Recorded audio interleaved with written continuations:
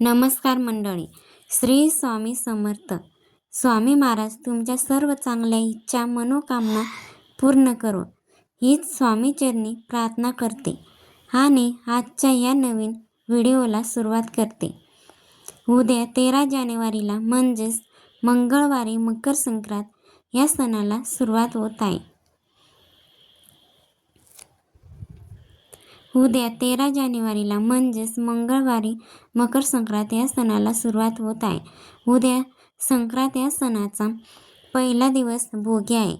भोगीचा पवित्र दिवस आलेला आहे आणि हा दिवस मकर संक्रांतीच्या एक दिवस आधी साजरा केला जातो. जेव्हा सूर्य एका राशीतून दुसऱ्या राशीत प्रवेश करतो तेव्हा त्या काळाला संक्रांत असं म्हटलं जातं. भोगी म्हणजे उपभोगाचा सण.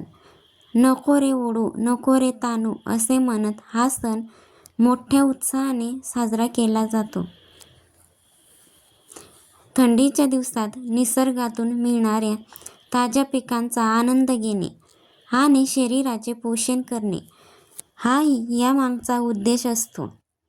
काही ठिकाणी जुन्या आणि अनावश्यक वस्तू जाळण्याची परंपरा आहे. याचा अर्थ आपल्या मनातील वाईट विचार आणि नकारात्मकता जाळून नवीन वर्षाची सकारात्मक सुरुवात करणे असा होतो. मकर संक्रांतीच्या आदल्या दिवशी साजरा होणारा भोगी हा सण म्हणजे निसर्गाप्रती कृतज्ञता व्यक्त करण्याचा दिवस आहे.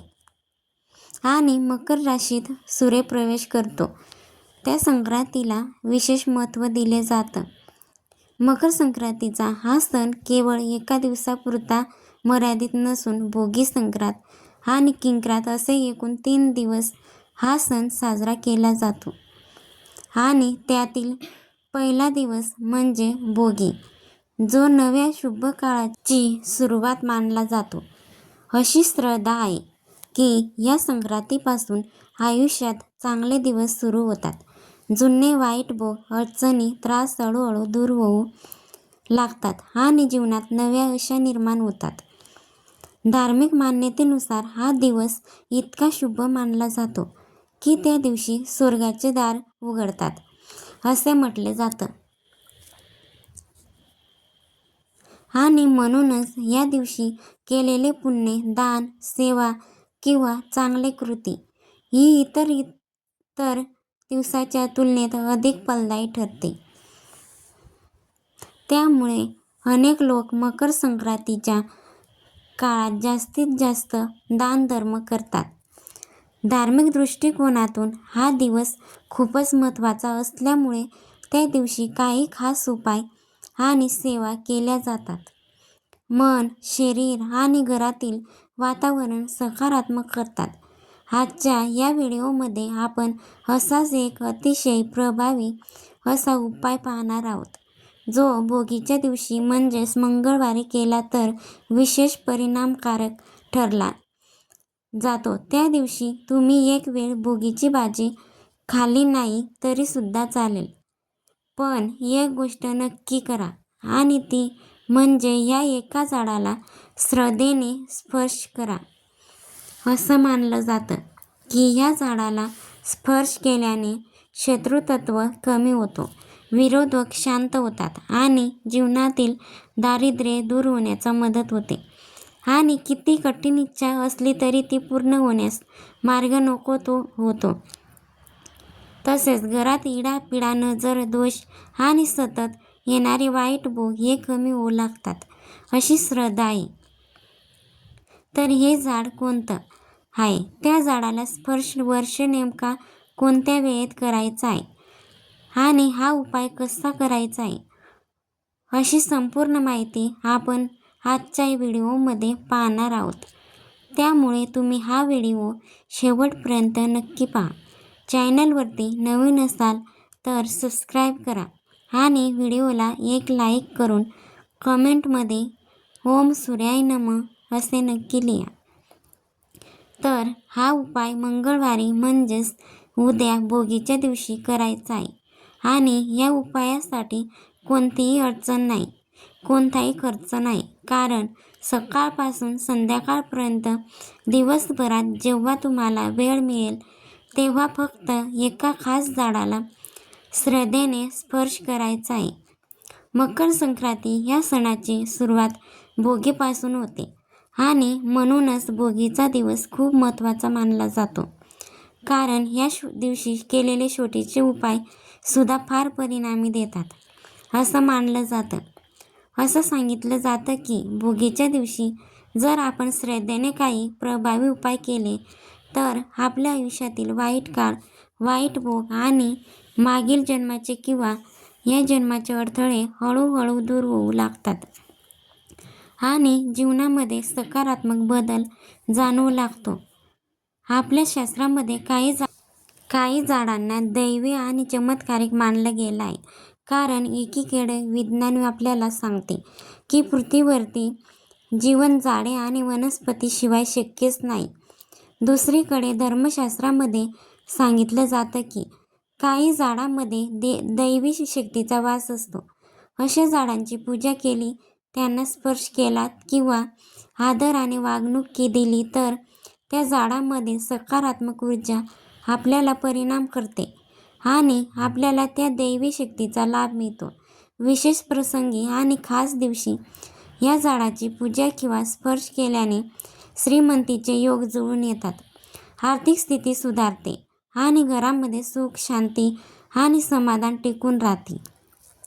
तसेच ही झाड जर आपल्या घराच्या आसपास असतील तर कोणतीही नकारात्मकता किंवा अशुभ शक्ती हे आपल्या घरावर किंवा कुटुंबातील सदस्यावर परिणाम करू शकत नाही असं मानलं जातं.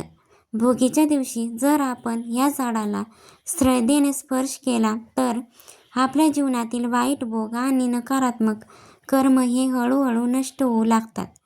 जर तुमच्या आयुष्यात असा एखादा शत्रू असेल जो तुम्हाला सतत त्रास देत असेल, अशी कधी उघडपणे कधी गुपचूपपणे व त्याचं नाव तुम्हाला माहिती नसेल पण तरीही तो तुमच्या प्रगतीत अडथळे आणत असेल, तुमच्यावर गुप्तपणे वार करत असेल, तर तुमचं काम बिघडत असेल, तर अशा प्रत्येक प्रकारच्या शत्रुपीडेसाठी पासून मुक्त होण्यासाठी हा उपाय खूप प्रभावी मानला जातो. यासोबतच प्रत्येकाच्या मनात काही ना काही इच्छा असते, लहान असो किंवा मोठी असो, आणि त्या इच्छा पूर्ण करण्यासाठी आपण प्रामाणिकपणे प्रयत्नही केले असतात. पण तरीही कधी कधी कष्ट करून सुद्धा अपेक्षित यश मिळत आहे. अशा वेळी भोगीच्या दिवशी जर आपण त्या झाडाला स्पर्श केला आणि मनापासून प्रार्थना केली तर आपल्या मनातील इच्छा, मनोकामना पूर्ण होण्याचा मार्ग खुला होतो असं म्हटलं जातं. इतकंच नाही तर या उपायामुळे आपल्या घरातील आर्थिक अडचणी कमी होऊ लागतात, पैसा अडचण आणि खर्चावर नियंत्रण येतो आणि घरामध्ये अखंड लक्ष्मीचा वास राहतो. तसेच घरातील सततची अस्वस्थ, इडापिडा, नजर दोष आणि नकारात्मक वातावरण दूर होऊन घरात शांतता आणि सकारात्मक निर्माण होते. आपल्याला हा उपाय करण्यासाठी 13 जानेवारीला मंगळवारी भोगीच्या दिवशी सकाळी लवकर उठायचं आहे. तुम्ही अगदी ब्रह्ममुहूर्तावरती उठलात तरीही चालेल.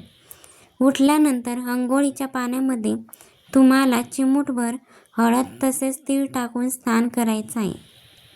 असं स्नान केल्याने आपल्यामधील नकारात्मकता, वाईट भोग हे नष्ट होतात आणि त्यानंतर आपल्या देवघरातल्या देवांची विधिवंत पूजा करून घ्यायची आहे.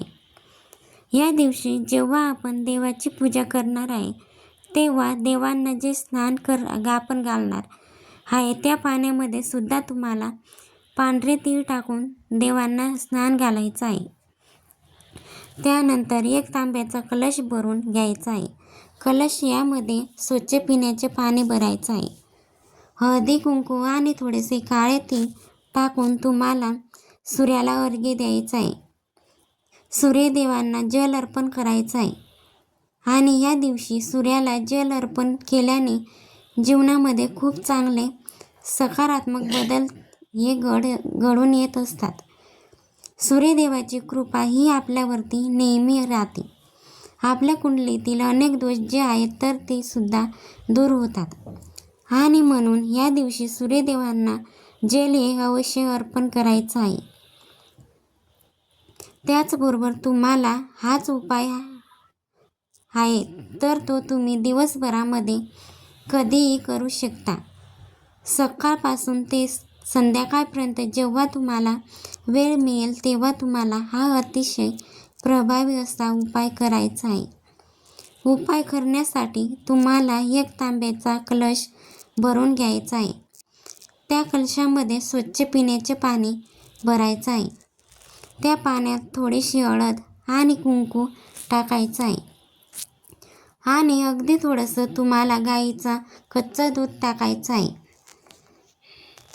आणि त्यानंतर हे पाणी तुम्हाला लाजाळूच्या झाडापाशी घेऊन जायचं आहे. लाजाळूचं झाड हे सर्वांनाच माहिती आहे. बऱ्याच जणांच्या घरामध्ये सुद्धा ही झाड लावलेले बघायला मिळतो.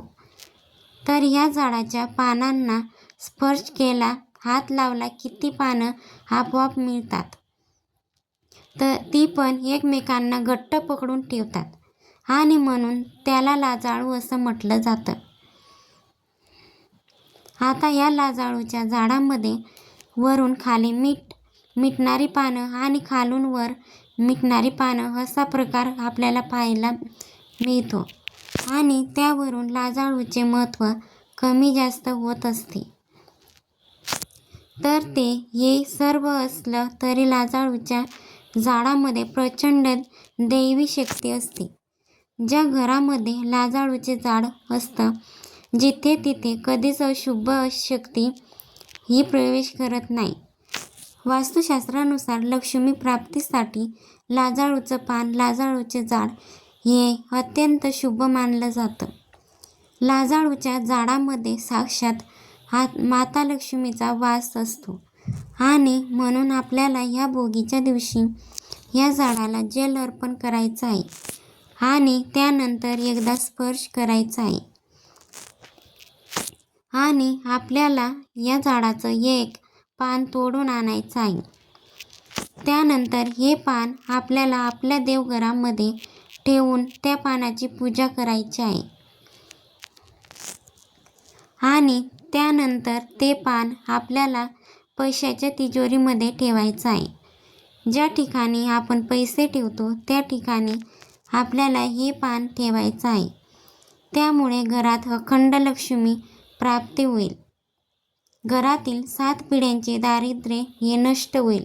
तसेच जेव्हा तुम्ही या झाडाला स्पर्श करणार आहे तेव्हा तुमच्या मनाची इच्छा व्यक्त करायची आहे आणि या झाडाला स्पर्श करून आपली इच्छा व्यक्त केली तर 100% पूर्ण होते असं मानलं जातं. आता जर तुमच्या घरी लाजाळूचं झाड नसेल तर शेजाऱ्यांच्या घरी असेल तर तिथे जाऊन सुद्धा तुम्ही हा उपाय करू शकता. तुमच्या घरीच हे झाड असेल तर तिथेच तुम्ही हा उपाय केला तरी सुद्धा चालेल. त्यानंतर पुढचं झाड आहे ते म्हणजे बेलाचे झाड. आता ह्या भोगीच्या दिवशी बेलाच्या झाडाची पूजा करण्याला जास्त धार्मिक महत्त्व आहे. कारण भोगी या सणाच्या दिवशी जास्तीत जास्त तिळाला महत्त्व दिलं जातं आणि तीळ हे भगवान शिवशंकरांना अत्यंत प्रिय आहे. आणि म्हणून या दिवशी आपल्याला एका तांब्याचा कलश घ्यायचा आहे आणि त्या कलशमध्ये शुद्ध पिण्याचे पाणी भरायचे आहे. थोडेसे काळे तीळ टाकायचे आहे. थोडंसं गाईचं कच्चं दूध टाकायचं आहे आणि त्यानंतर शुद्ध गाईच्या तुपाचा दिवा तुम्हाला प्रज्वलित करून घ्यायचा आहे.